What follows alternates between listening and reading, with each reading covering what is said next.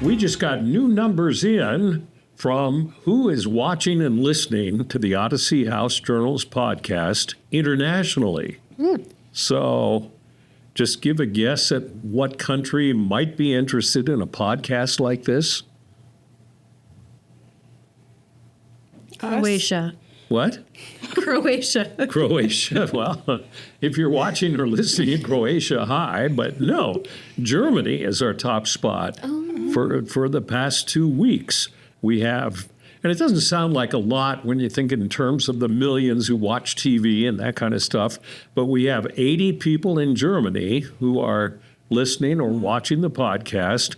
And our second is a country where it's sort of notorious that people go out drinking and just get drunk as a skunk after work. Russia. No. Oh. No, they do that all day. No, I shouldn't say that. Ireland. No. Japan.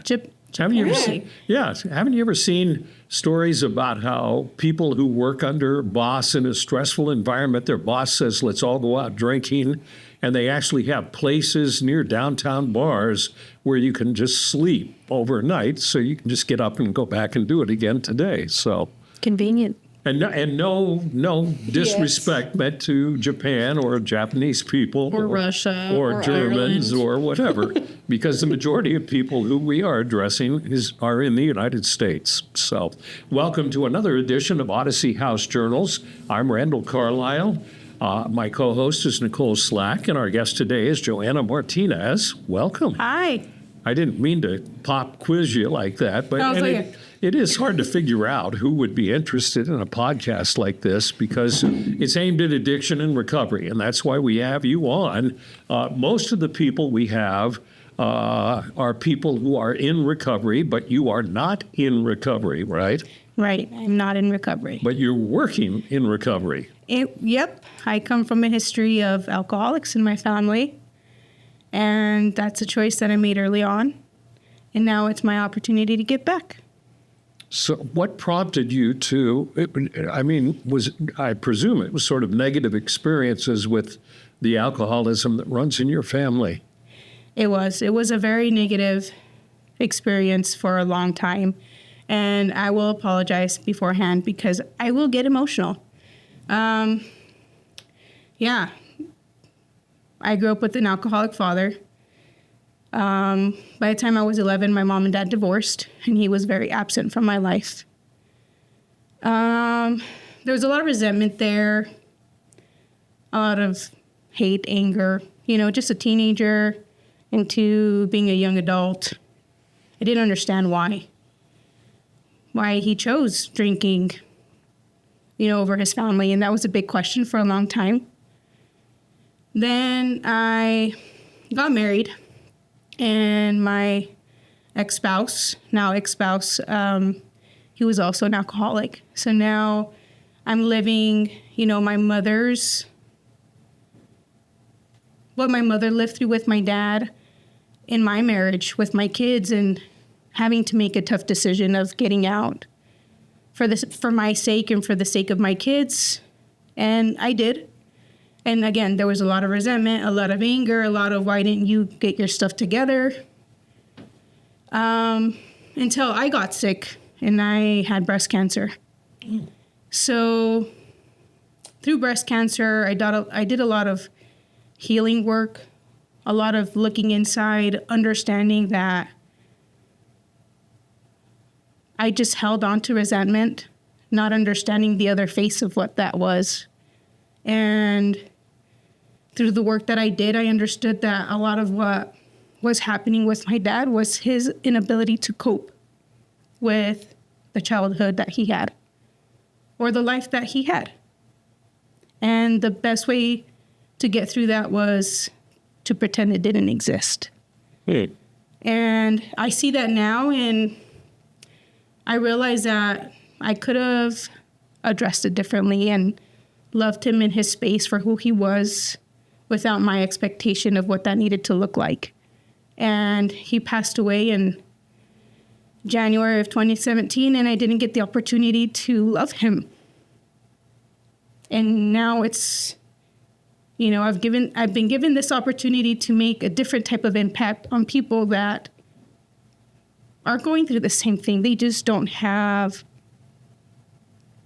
the coping skills to deal with whatever life has thrown at them. And sadly, they're in a predicament that now they're choosing life. They're choosing recovery. And I want to be a source of love, of compassion. I'm here. I know this is hard, but I want them to succeed.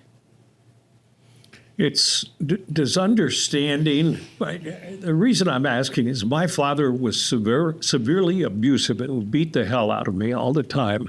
And I really hated him growing up. And I showed no emotion when he died 20 years ago or whatever. And I was sort of like, who cares? He was evil to me. Mm-hmm. And I heard about his childhood, just sort of like your story, which gives me an understanding of why he did what he did, because he grew up in an abusive home.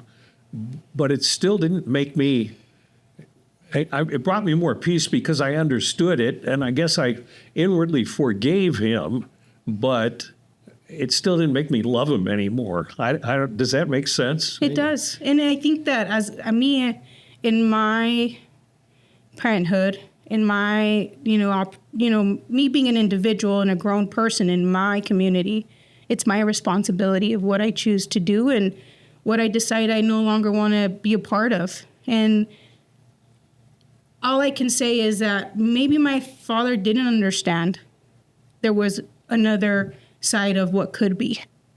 And I think that has to do with the context that we grow up in, what we know. So I think that sometimes we're just in the darkness. We're sucked by the darkness. We don't see other possibilities. And I'm not saying that kind of excuses them, but for me, it almost makes me feel bad for them that they never could see that other possibility, right? And that's why for me it's very important to show and guide other people in my life that whatever is happening to them doesn't mean is all that could happen to them.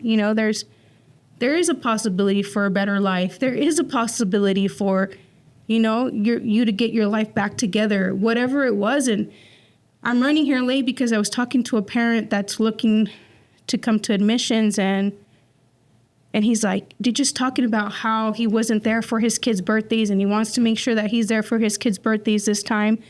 But then he's also concerned with what they feel like if he goes into treatment.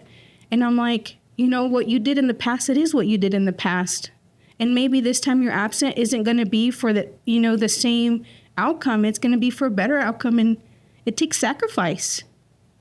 So I don't know. Sorry, I just kind of threw everything out there. No. And I think you have a very difficult job, which I should explain. If people see our number on whatever source they see it, what is it, 801-322-3222? Mm-hmm. Whoa, I got that memorized.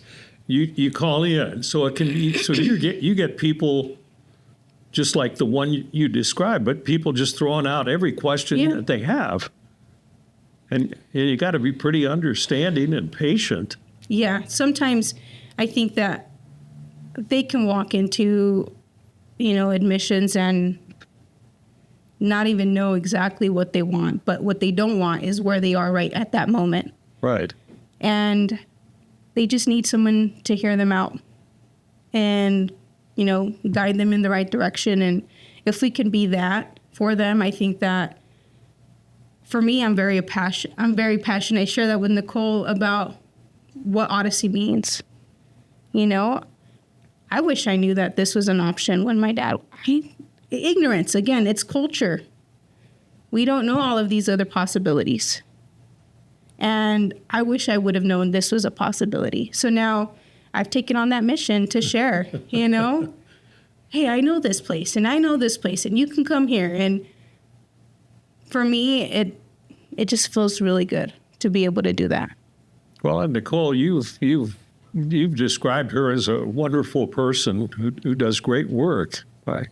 She just takes her job. I think that we're told in the admissions building that we're here to just remove barriers.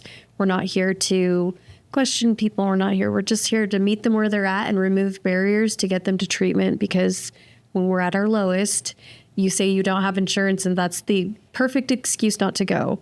And when I think of just removing barriers and being kind and graceful, Joe just does it so well every day. And she's so good at consistently staying kind and graceful and just wanting to get people the help that they need. And even when they're kind of yelling at her, and she just remains this calm presence, which I wish I had. I'm so feisty. Sometimes we're there and Joe can just like look at me and I'll be like, I think I'm just going to go walk for a minute and then I'll be back. And when I fill up my compassion cup, and then she's just so great at just being that mission statement that I think, not official mission statement of just removing barriers to meet people where they're at and get them where they need to be. And she's great. Thank you. Yeah. And contrary to probably the way you may be treated on the phone if you call a for-profit treatment center that really has to get people in to return a profit to their board of directors and their investors, we frequently refer people to other places. I mean, the goal is not to get them into Odyssey House. The goal is to get them help, right? Yes. And I love something that my boss says, Kenny. It doesn't necessarily have to be with us. What can we do to help you? And I think that sometimes people can find out that we're not a good fit for them, and that's fine, right? But we offer other resources. And I think that that's what matters. I think I generalize, but it's just a common thing that I hear is that people just, shut them out, like just go on to the next best thing, and they don't really take the opportunity to make them feel like human. So if we're not it, let's get you somewhere that's going to help you. Right. This morning I was reading a verification of benefits with a mom of a under 18-year-old that she's trying to get her into treatment into our adolescent facility. And she was just so shocked that I was just teaching her how to read it, because if we're not the fit, at least if it's in network, it looks like this and this. And she was just like, thank you for showing me this. I don't know if we're going to choose you guys. And I'm just like, no, like, I want to get your little girl help. Right. And she just found it so weird. And I'm like, I think we are a business, but I care more about the lives. And I feel like that's what we do all day, right? I don't know if people are aware of it, but a lot of people who work for-profit treatment centers get a commission on the number of people that they bring in, which, I disagree with, but I can say that because I work at a nonprofit. But to me, I don't know. It frightens me for sure, because I think that when we focus on the money, and I worked for a mortgage company for 12 years. So you focused on money. I focused on money. So just the fact that I came into this environment completely took a lot of mentalizing money-wise, right? Because it was a pay reduction for me. But I understood the purpose of this. And because I understand the business aspect of sales, of one more person, so you can people get greedy. It is. I'm going to say it. People get greedy. So, they focus on that number, that money, and they just displace the person as a person, and just more money. Can you imagine if your bosses said, okay, we have a quota system and you have to get so many people in every day? Wouldn't that be awful?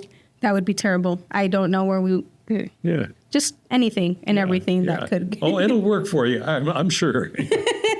Yeah. Let me throw out a weird question. What is if you can think about it, what's the weirdest call you've had since you've been here, and the most rewarding? Well, I don't take calls.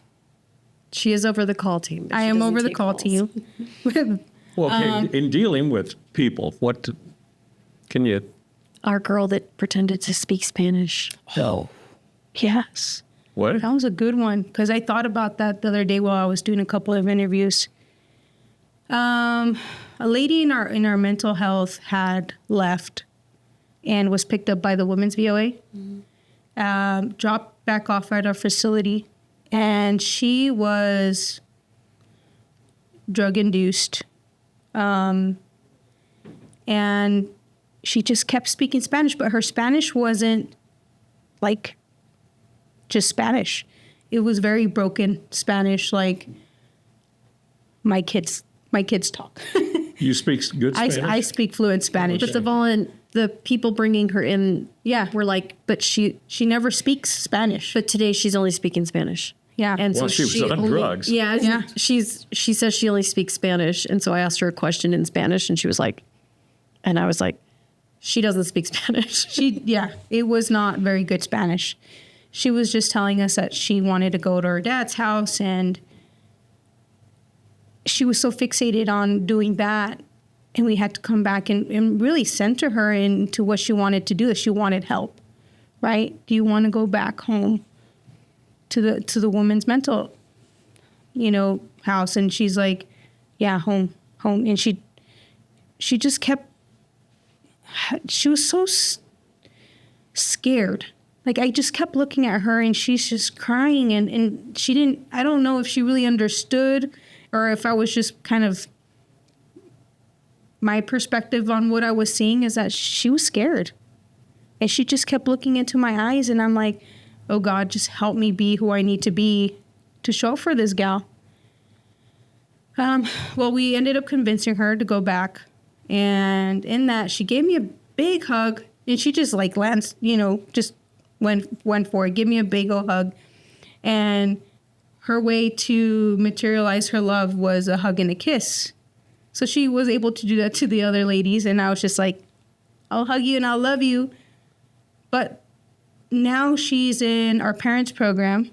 I think she was stabilized. She's in our parents' program. She's pregnant through all this. And the other day she saw me through admissions window, and she's like, so happy to see me. And the fact that she recognized that it was me, even though, she was really drug induced that day. I was just so happy to see where she was, so excited for her. And that's when we talk about it's one life, like, what are we doing? Who are we being to make that happen? So that was both strange and rewarding, right?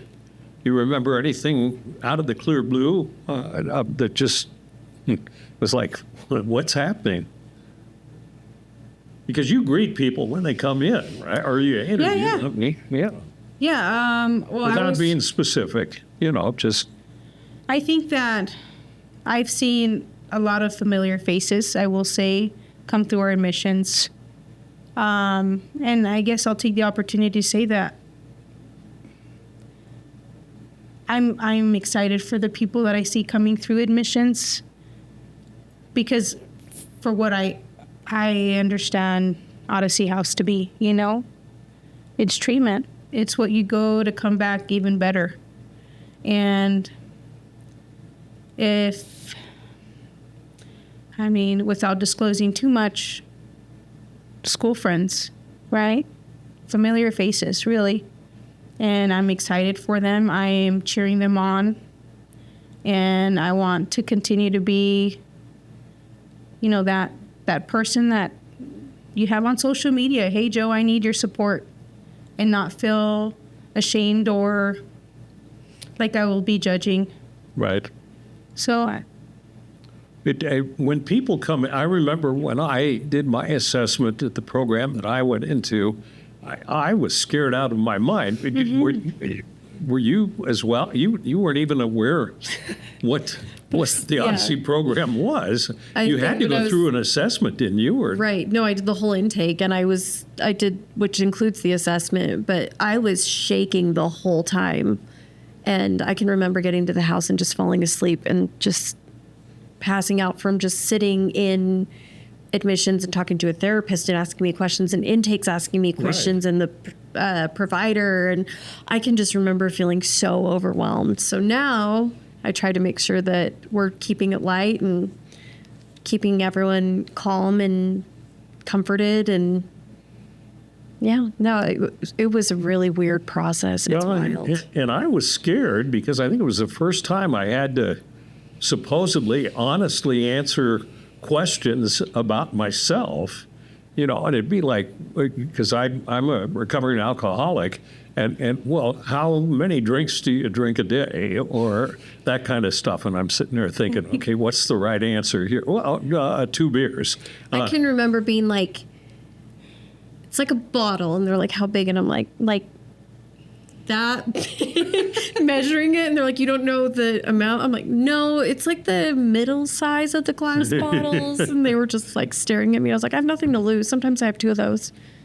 So So the key really for you is to make people feel comfortable, no matter, because you understand their fear, right? Oh, yeah. A lot. So I did intake for a little bit, and we have to learn to see people, make them feel human, make, whoever's in our office connect with them.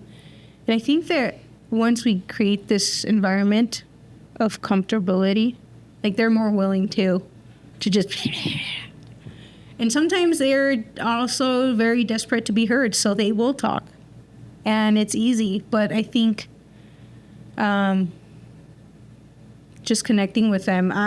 When you guys are talking about you guys having to be honest, I just remember, the experiences with my dad and my ex-spouse, where I would ask my dad, like, have you had anything to drink today? And he's like, no. And I'm like, no, your eye's twitching.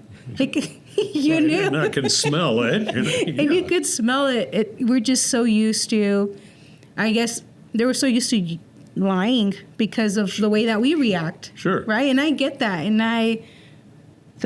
now we have people that come in, and as soon as they see a probation officer coming to the doors, they start freaking out, and you could see their demeanor also changing, and they're just scared.